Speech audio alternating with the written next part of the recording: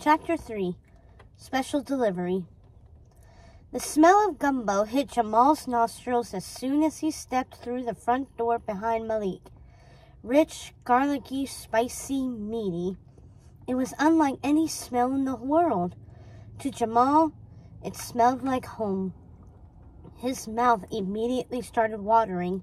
Their dad was stirring the contents of a big cast iron pot on the stove with precision and loving care. That pot had been in their family for generations, same as their secret family gumbo. The screen door slammed shut behind him with a thwop. Their mother looked up from a stack of bills on the kitchen table. "Go wash up, boys. Dinner will be ready soon." The local news blared on the small television wedged onto the kitchen counter. Hurricane Donald threatens New Orleans. The Category 3 storm is gaining strength as it barrels through the Gulf. Could become a Category 5. Jamal's eyes locked on to the image of the distinctive cloud formation swirling over the ocean, tracking toward their city. He felt a tingle in his fingertips. That was so strange. He had just been thinking about the devastating storm that had destroyed his childhood home, and now another one was coming right for them. Hurricanes had always fascinated him. They were another science puzzle he wanted to solve. They formed when warm, moist air from the ocean encountered cooler air. A hurricane was caused by the convergence of divergent forces that, when put together, could produce extreme devastation. "Harry, turn that off," Mom said when she caught Jamal watching the screen. She dropped her voice. "We don't need to worry the kids. You know what we went through with that last storm. They've been through enough already." She didn't need to lower her voice. Jamal knew what they had gone through. How could he forget? The water had rushed up from their basement, flooding the house. That was why they'd had to move to the outskirts of town. This house was farther from where their grandmother had lived in the Garden District too. She died only a few short weeks after their move, before the city had even finished cleaning up from the storm. Jamal had always wondered if her stroke had something to do with the storm that had battered her beloved New Orleans. Jamal followed Malik through the living room, where there was an old sofa and matching chairs, both a hideous shade of orange their mom considered stylish. The fireplace mantel was filled with family photographs. Jamal's gaze skimmed the familiar images. They all featured Malik doing something impressive, playing basketball, performing on trumpet in a concert, holding up a perfect report card. If Jamal was in the pictures at all, he was always in the background. It was exactly like the yearbook. Just like everything else in his life, Malik stood out, while Jamal lurked in the shadows.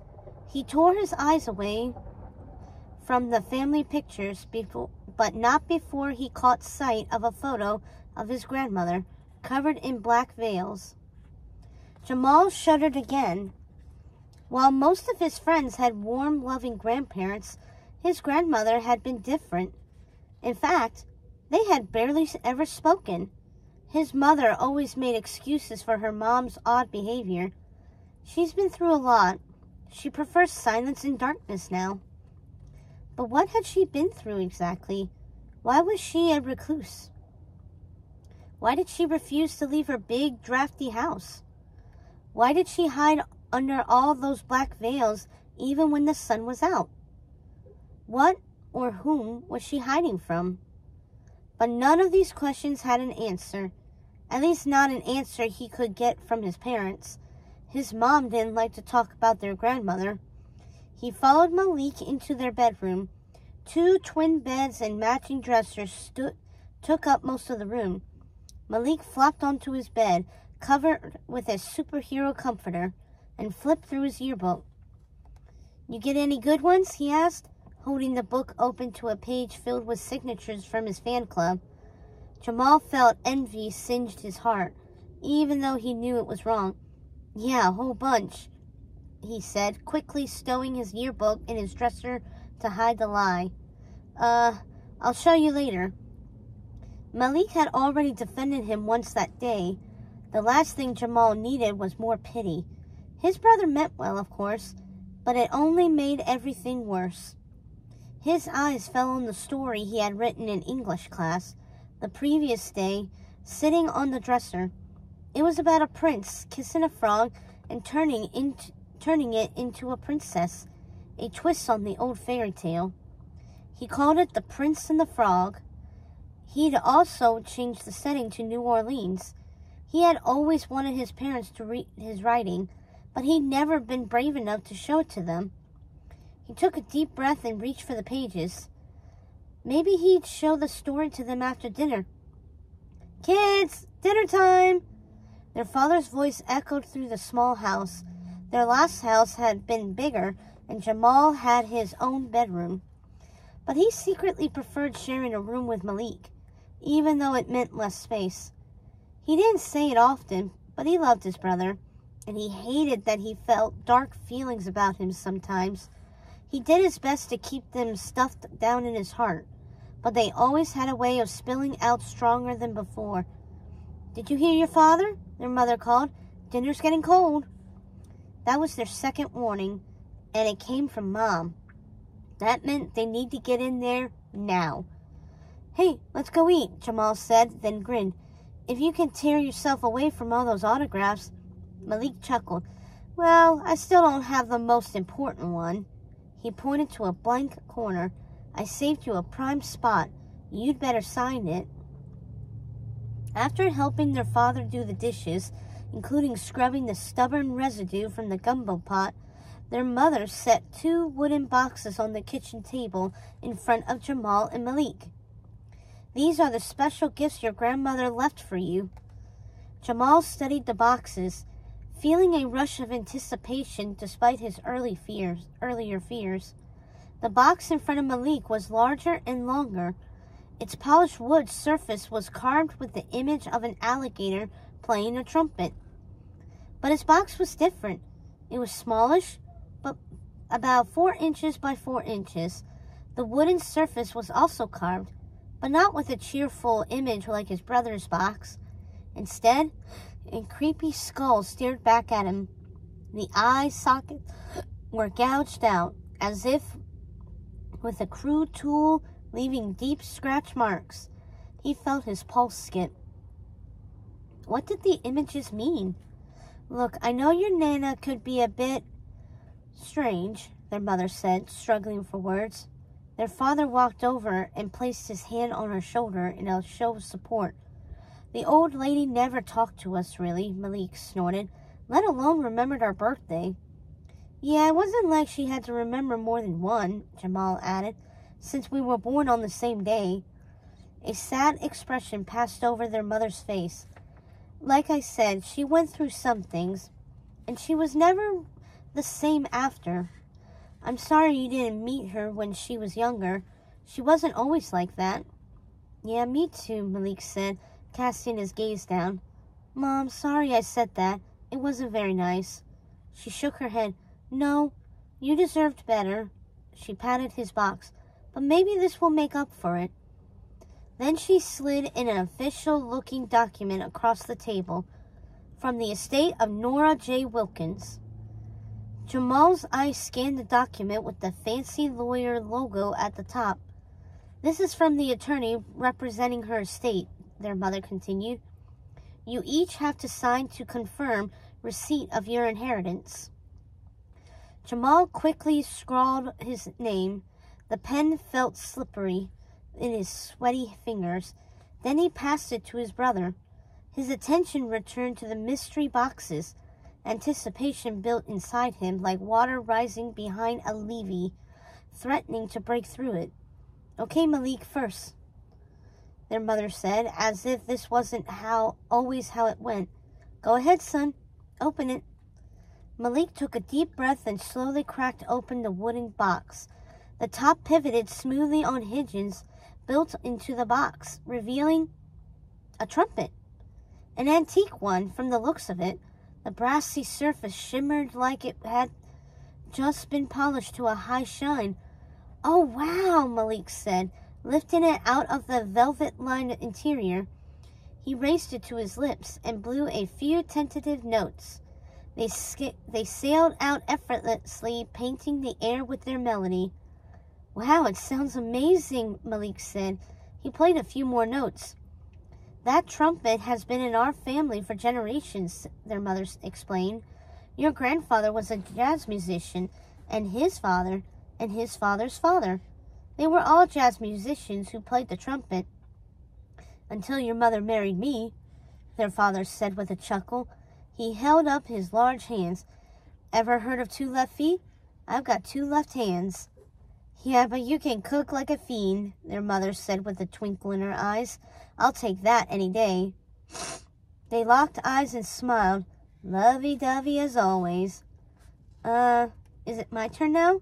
Jamal asked, feeling like he might burst if he had to wait even a second longer. His mom looked over in surprise, almost like she had forgotten he was still sitting there. "Oh, right, Jamal. Your turn. Go ahead, open your gift." Jamal licked his lips, feeling a rush of adrenaline. He tasted metal on his tongue. He glanced over at the trumpet, feeling even more excited. If Malik got something that cool, then he was willing to bet whatever was in his box was good. Slowly, he cracked open the lid. A musty odor drifted out, making his nose itch. He sneezed sharply. His watering eyes fell on the gift inside. It was a necklace. And not just any necklace, he realized as he lifted it out of the box. A creepy old skull necklace. He ran his fingers over the skull. Its smooth texture sent an awful shiver up his arm. Was it carved from real bone? The skull hung from a thick chain with feathers, and beads affixed to it, giving the whole piece an even creepier appearance. Jamal felt repulsed by the gift. He couldn't help it. He didn't even wear jewelry, let alone something like this. It was beyond ugly. Also, if he wore it to school, he was sure to get Colton's attention, and not in a good way. "That's the last thing I need." He glanced at Malik, whose attention was still focused on his trumpet. Envy stirred in Jamal's heart for the millionth time. It just wasn't fair. Why did his brother get the perfect gift while his grandmother left him a stupid necklace? He couldn't win. "Well, would you look at that?" his mother said, gazing at the necklace. Her eyes teared up. "Your grandmother left you her special necklace. You know, she never took that off. She wore it until she died." Yeah," Jamal forced himself to say. "That's so thoughtful of her." The words dried up on his tongue.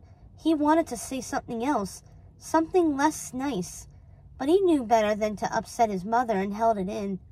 "Look, there's a note," Malik said, pointing at Jamal's box. Sure enough, a card was nestled inside the red velvet lining. Jamal lifted it out. It was printed on thick cardstock, embossed with his grandmother's initials. Her ornate cursive handwriting stained the cream-colored card. "Beware of the shadows. This will protect you." Jamal frowned at her note. What did it mean? It didn't make any sense. But then he remembered what his mother had said about his grandmother not being right in the head, especially near the end of her life. The skull necklace, the card, they probably didn't mean anything. "Crazy batty old woman," he muttered, careful not to let his mother hear him. Malik started playing his trumpet, whipping out an old jazz standard. With the new instrument, his brother sounded even better than ever. His parents clapped enthusiastically, transfixed by his brother's playing. "Play another song," they exclaimed. Jamal wanted to clap too, but he couldn't bring himself to do it. Envy was a powerful brew, bitter but strangely tasty. Why did Malik always have to be so good at everything and get all the attention? Any plan to show his story to his parents evaporated. They'd never even read it. Jamal was about to throw the skull necklace back into the box, annoyed that he'd been tricked into thinking something good might actually happen to him for once, when suddenly the skull's eyes sockets flickered with red light. Jamal jerked his hand back in shock. Had he really just seen that? He glanced at his parents to see if they had witnessed the flash of light, but they were too busy watching his brother play his new trumpet. They weren't even paying attention to Jamal. His heart thumped in his chest as he stared at the skull. Had it really just glowed? Or were his eyes playing tricks on him? He had to find out.